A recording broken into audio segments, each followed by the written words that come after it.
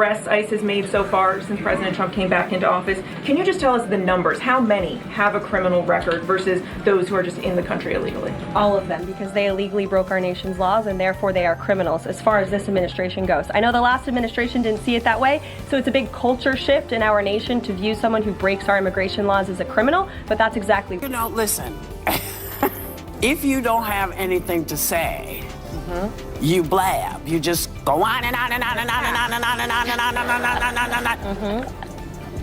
and on and on. Voters do not agree with these despicable women on The View. They are wildly out of touch with the vast majority of Americans, and frankly, they should seek immediate... Nobody expected this to unfold the way it did.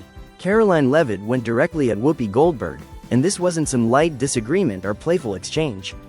It was intense, sharp, and impossible to ignore. The moment escalated so quickly that Whoopi appeared genuinely caught off guard, almost as if she wished the topic had never been raised. Karoline didn't pause, didn't sugarcoat anything, and refused to retreat. With a calm but firm tone, she delivered her points one after another with striking confidence. What started as a simple discussion quickly spiraled into a heated clash, one that has continued to spark conversations long after it ended. To talk about Joe Biden and Donald Trump, who you work for. I am stating facts that your colleagues have stated in the past. Okay, now, I'm sorry, guys. We're going to come back out to the panel. Karoline, thank you very much for your time.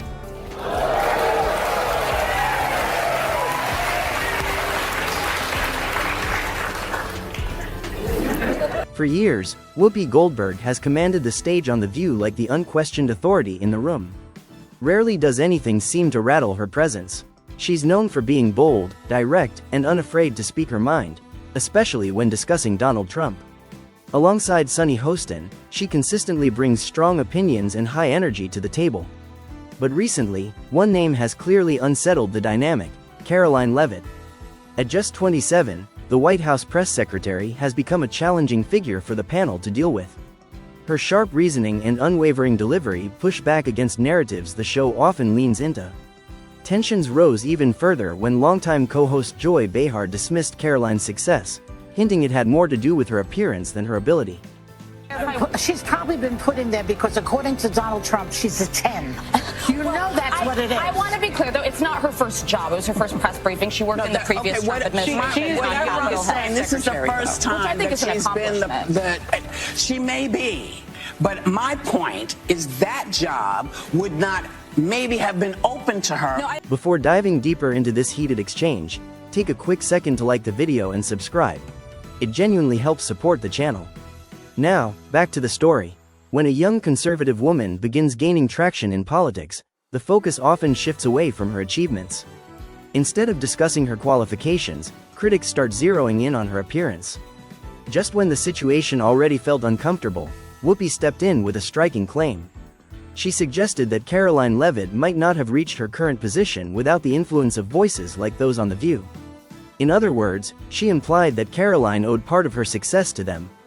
The irony in that statement was hard to miss, but everything truly escalated when Karoline responded, and completely turned up the intensity of the debate. Watching this clip, I couldn't help but think how ironic that Whoopi Goldberg and Joy Behar and the rest of the ladies on The View spend their time calling Republicans the conspiracy theorists. But they have been wrong about everything they have said over the last couple of years. They likened President Trump to Hitler. They have mocked him. They have shamed him. They have lied about him consistently on their show. And it was a joy to watch them on November the 6th when they realized that tens of millions of Americans do not listen to the lies that they have spewed. These women are completely out of touch with... For those searching for an example of being out of touch with modern perspectives, critics argue that Whoopi Goldberg's comments may fit that description. Even in 2025, she seemed to echo the outdated notion that a woman's success is somehow tied to her looks. That kind of thinking feels like something that should have been left in the past. To many viewers, it didn't come across as simple criticism. It felt more like visible frustration. Because when someone like Karoline Leavitt enters the conversation with intelligence, composure, and a solid track record, it disrupts expectations. Rather than acknowledging that, Whoopi doubled down on her stance. She continued to insist that Karoline wouldn't succeed without the supposed influence of The View. And if that already sounded bold, what followed only pushed things even further. No, listen.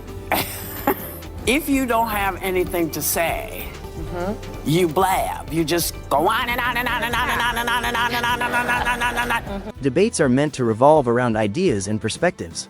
Disagreeing with someone's viewpoint is completely fair. But when the discussion shifts away from facts and becomes personal, everything begins to fall apart. That's exactly what unfolded here. Instead of directly responding to Karoline Leavitt's arguments, Whoopi Goldberg changed direction and began criticizing her speaking style. The suggestion was clear: if someone doesn't deliver their words perfectly, their message somehow loses value. Picture the moment clearly. Whoopi leaning back, confident and dismissive, brushing aside Karoline's points as if they didn't deserve attention. What she didn't anticipate, however, was how quickly that approach would backfire. Because Karoline had no intention of letting it pass unchecked. Do not agree with these despicable women on The View. They are wildly out of touch with the vast majority of Americans, and frankly, they should seek immediate. When Karoline Leavitt responded, she didn't raise her voice or lose control of the moment. Instead, she remained composed and delivered a response that echoed what critics of The View have been saying for years. She argued that the show has gradually shifted away from meaningful conversations and leaned more toward dramatic reactions and spectacle. According to her, forced laughter, predictable narratives, and well-timed audience reactions have started replacing genuine discussion. Some of the show's most viral clips, she suggested, come not from insightful debate but from uncomfortable or controversial moments. So when Karoline spoke, many supporters saw it not just as bold, but as a long overdue wake-up call. I would like this young lady this is her first job, I would like her to do a little homework. Because she said something yesterday that really pissed me off. And that was, she said, there will be no wokeness here. Oh, yeah. Let me explain something to you. Because without that wokeness, you might not have that job. Yeah. Because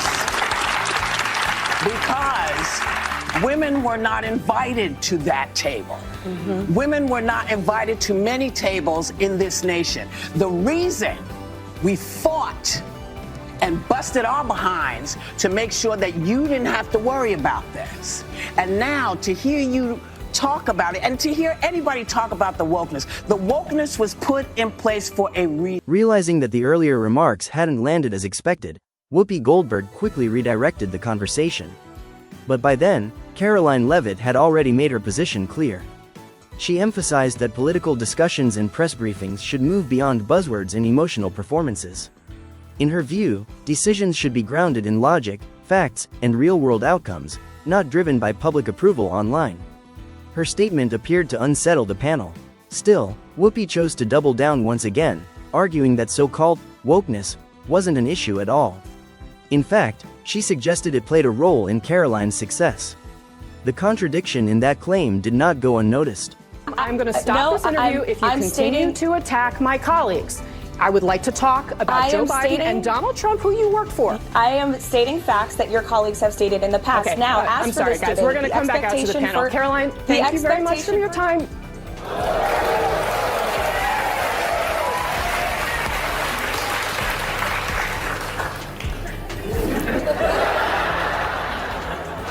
That was so good. Then the conversation took an even more unexpected turn. Whoopi Goldberg warned that pushing back against woke thinking could be harmful, particularly for young women. For many watching, that argument felt completely reversed. The idea that independent thinking or success based on merit could somehow pose a threat didn't sit well with viewers. Online reactions poured in almost instantly. Critics labeled the statement as contradictory, confusing, and far removed from reality. At that stage, it became clear that the discussion was building toward a dramatic peak.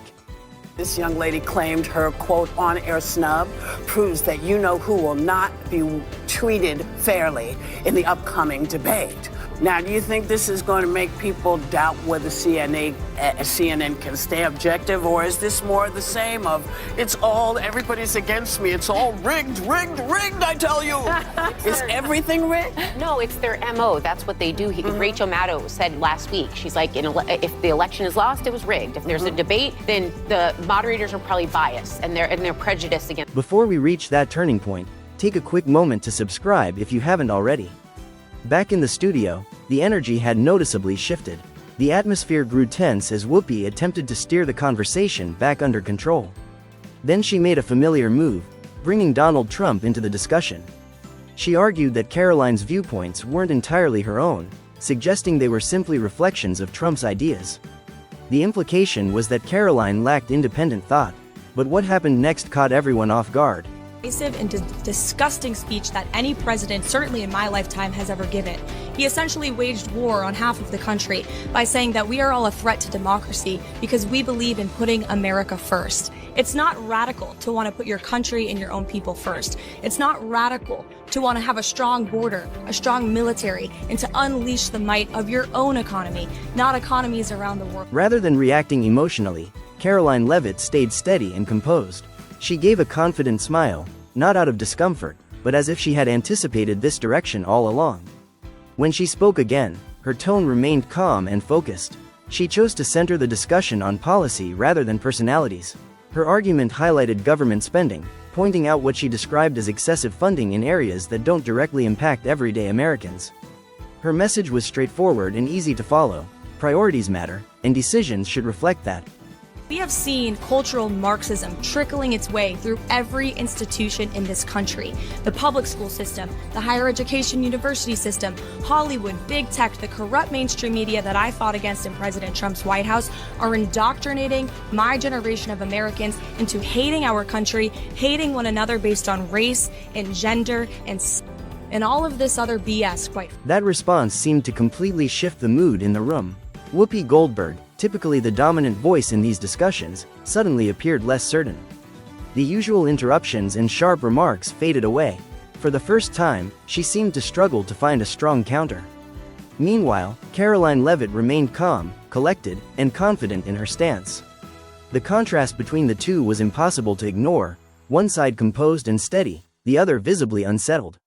Somebody just yelled out, "Trump!" to me, like, like some kind of weird, what do you call it, like a blurt. Outburst? Just like a blurt to me, like I'm supposed to understand what that means, which I do. Even Joy Behar tried to ease the tension with humor, but the attempt didn't quite land. The audience's reaction was hesitant, with scattered laughter that felt more awkward than genuine. Instead of breaking the tension, the moment only emphasized how uncomfortable the atmosphere had become. For a show known for quick humor and lively exchanges, the silence that followed spoke louder than any punchline could. The President and this administration are committed to ensuring that these individuals get the funding that they need. And I would just say a strong message to Democrats who are out there pretending to be outraged about the long list of crap that this administration is cutting, federal waste and funding, like $2 million for sex changes in Guatemala, $6 million to fund tourism in Egypt, $20 million on a new Sesame Street show in Iraq, $4.5 million to combat disinformation in Kazakhstan. I could go on, and I'm happy to provide this list to every single one. And the discussion didn't end there. Later, during a press briefing, Karoline Leavitt was faced with another challenging question, this time regarding Donald Trump's position on federal spending and wildfire aid in California. The question appeared carefully designed to put her on the spot, but Karoline responded without hesitation. She focused on the issue of financial priorities, explaining that rising national debt requires difficult and sometimes unpopular decisions about where resources should be allocated. Advise the president on the legality of telling government agencies that they don't have to spend money that was already appropriated by Congress. Well, as the OMB memo states, this is certainly within the confines of the law. So White House counsel's office believes that this is within the president's power to do it, and therefore he's doing it. Okay, so they disagree with lawmakers who say that they don't have the power to freeze this funding. Again, I would point you to the language in the memo that clearly states this is within the law. And all that happened on Friday night. The administration fired several inspectors general without giving Congress the 30-day legally required notification that they were being fired. I think only 2 were left at DHS and the DOJ. And then yesterday we saw several prosecutors, I believe 12, fired from the Justice Department who worked on the investigations into the president. As you know, they are career prosecutors, therefore they are afforded civil service protections. How is the administration deciding which laws to follow and which ones to ignore? So it is the belief of this White House and the White House counsel's office that the president was within his executive authority to do that. He is the executive of the executive branch, and therefore he has the power to fire anyone within the executive. She broke the issue down in clear terms. Leadership involves making tough choices. According to her argument, officials should ultimately be judged by results, not intentions. If certain programs failed to deliver or waste taxpayer money, they should be reconsidered or removed. Supporters praised her direct and practical approach, while critics argued it went too far. Regardless of where people stood, one message came through clearly: accountability is essential. ICE has made so far since President Trump came back into office. Can you just tell us the numbers? How many have a criminal record versus those who are just in the country illegally? All of them, because they illegally broke our nation's laws and therefore they are criminals as far as this administration goes. I know the last administration didn't see it that way, so it's a big culture shift in our nation to view someone who breaks our immigration laws as a criminal, but that's exactly. By the time everything wrapped up, one conclusion stood out above the rest. Karoline Leavitt didn't just endure a tense confrontation, she turned it into a defining moment for herself. What began as criticism from Whoopi Goldberg, Joy Behar, and others on The View ended with Karoline standing firm, confidently defending her position without backing down. For her supporters, it was proof that preparation, confidence, and clarity can rise above mockery and noise. And whether people agreed with her views or not, one thing became undeniable. Karoline Leavitt showed she was fully ready to handle the spotlight.